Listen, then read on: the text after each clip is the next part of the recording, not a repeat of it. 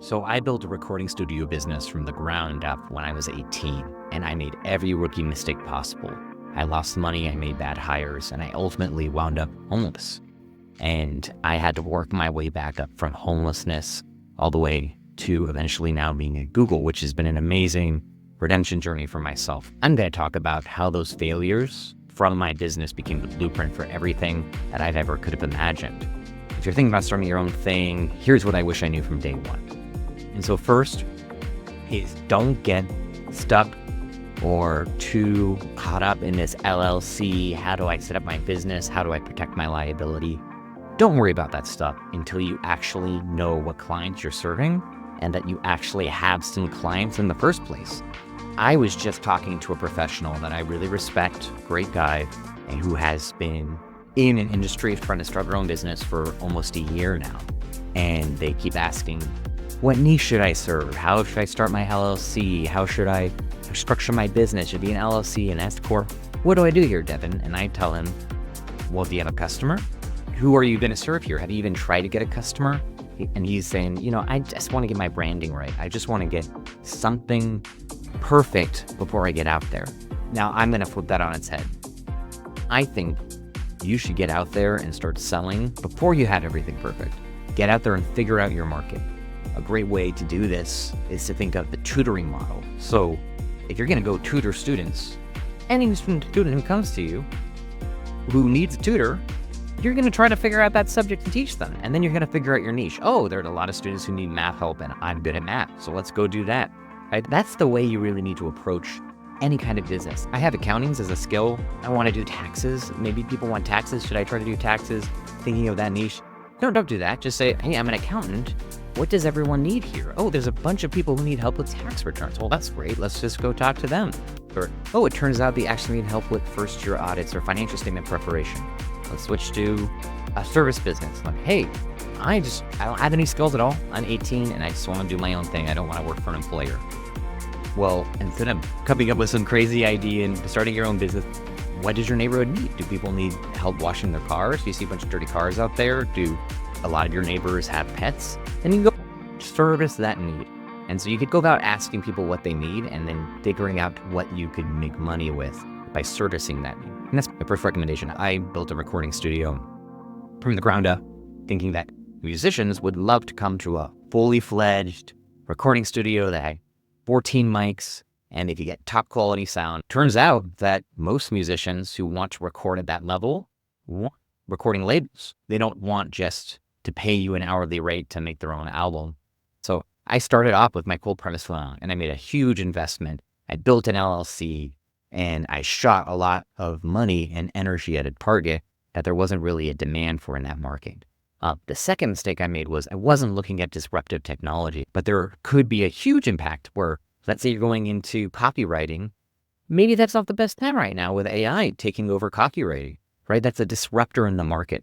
At the time I was making my recording studio, that's when GarageBand came out and Logic and Apple were making all of these cheap recording software that really targeted the market that was going to be interested in me. The market that was, smaller musicians who just wanted to get their name out there. And those were the people that would come to me, but they said, hey, I could go to a GarageBand studio for $20 an hour. Can I pay you the same rate, or $15 an hour or $10 an hour? Well, now I'm screwed. I have a top of the line studio and I can't service it at the price that I want to because the people coming to me want something a lot more affordable. Same thing, looking out for those disruptors. Like I could have just bought GarageBand and less mics and I would have been okay. And so same recommendation to anyone here is look out for those disruptors and don't go into an industry. Instead, what you should be doing is if you do see a disruptor, maybe figure out how you can use that to your advantage. So if you are a copywriter, you can be an AI enhanced copywriter and figure out how to do it 10 times faster than everyone else. If you're looking at technology, before you enter to a market, look at the technology around it and figure out how you can leverage that technology. Or if you don't know it, then don't enter that market because it could be dangerous. Next thing is to avoid high fixed costs. So that including the LLC, figuring out the business, all the liability stuff. You eventually want to do that. Talk to a lawyer. When you get to that point, you're actually selling product and servicing customers. But before you get to that point, try to minimize your financial investment. And there's some industries that are really great at you start your business and there's really limited financial investment. So Any service-based business is like that. Getting a good skill around tutoring, consulting, coaching, helping people walk their dogs, cleaning up stuff, maid services, mechanics, any of that stuff. You don't need a ton of upfront costs if you're just doing the basics. And so by getting into there and entering the market and learning about your customers, you'll start to see what you can sell them. And they might ask you for something that costs more. So let's say you're washing cars and someone's like, hey, do you have a power washer? Well, no, I don't. I'm just washing cars. Well, enough people ask you if you have a power washer. You say, well, what would you pay for me if I power washed your car? Well, a couple $100. Okay, maybe there you go. Maybe now you know there's a market. And if you get the power washer, now you can service that market. That's when I make the fixed asset investment. So if you can, try to test your product with a minimum viable product and spend as little as possible, move as quick as possible, try to get your customers, figure it out, experiment, iterate. You want to go through these cycles as fast as possible so you fail quickly, you learn, and you pivot. And you'll find what your customers appreciate you for, what you like doing, where your skills are, your skills will develop, and then you'll start developing your ideal customer. The last piece of advice I'd really give you is make sure that you actually build out a financial model to make sure that you can actually justify this business. So many people come to me and they tell me, I have this great business idea and I want to do X, Y, and Z, and I want to invest in it today. And I've already bought the LLC and I bought all these crazy computers and I'm raring and ready to go.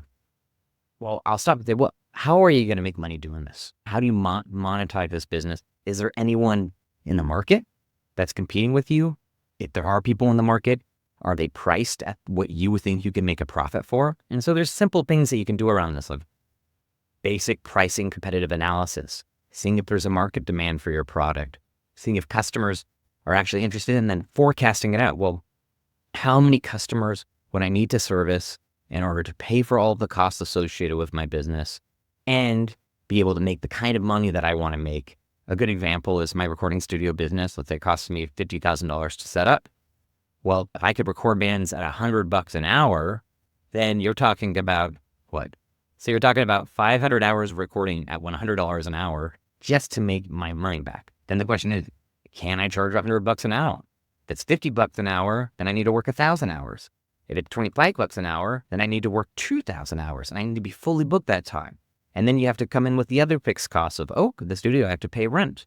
Well, that rent is a fixed cost month over month. If that's $1,000 a month, I also have to make up for that. So $1,000 a month, if it's $100 an hour, that's an extra 10 hours of studio time that I have to manage. Are there other costs associated with it? Do I have employees? You have to think about all of these things before you really make your business. And you can look at it and say, okay, here's the kind of money I need to break even, to pay for all my fixed costs and all my upfront investment, and how soon I'll actually make money for myself.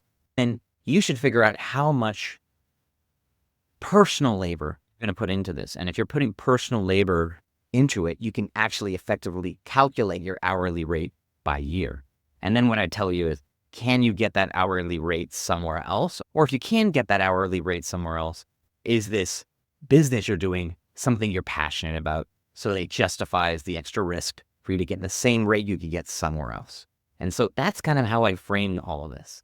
My last piece of advice here is, do not get business partners unless you are very, very, very clear on the guardrails and guidelines between you two, and you have a lawyer to make sure you structure that up front. I really like you. Let's work together a little bit on this project. And if things evolve and it looks like there's some money, then we could talk about a partnership. But if you're just going to be working with your friend, you can get in a lot of trouble really, really fast. If one friend thinks the business should go faster than the other, if one friend starts investing money and the other stops being interested, someone gets greedy and decides they want to take it on their own way, they don't like how they're interacting with, so much could go wrong. So be really careful. Do not start with friends if it's your first business, even though it is really exciting. Focus more on collaboration at that point. Like, hey, I'm going to do this thing. Do you want to see if we can work together sometimes on it? Maybe that's a little better. So that's how I'd recommend approaching this. I hope this was valuable. If I knew this before I started my business, I could have saved myself tens of thousands of dollars and a world of hurt, but it was worth it. Starting my own thing was awesome. I'm glad I did it. I'm glad I had all those failures. It really set me up for a way better future and career. And so don't stop yourself from starting. You take the risk, have some courage, just make sure you're making that right aim and make sure you're aligning your ambition to that aim. And then you're iterating, you're starting, you're rising over and over again to get stronger. That's my recommendation to you all. I hope you found this helpful. Please subscribe if you did. And if you have any questions, put them in the chat and I'll make more content like this. Thank you so much. Bye-bye.